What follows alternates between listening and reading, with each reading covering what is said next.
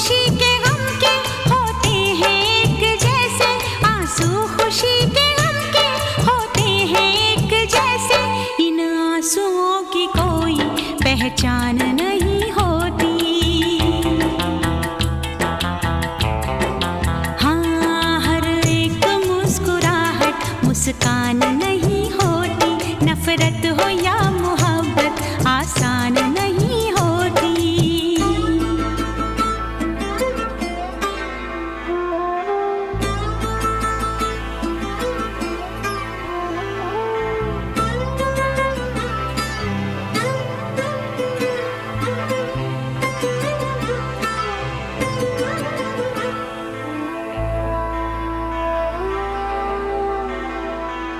हर बात है वही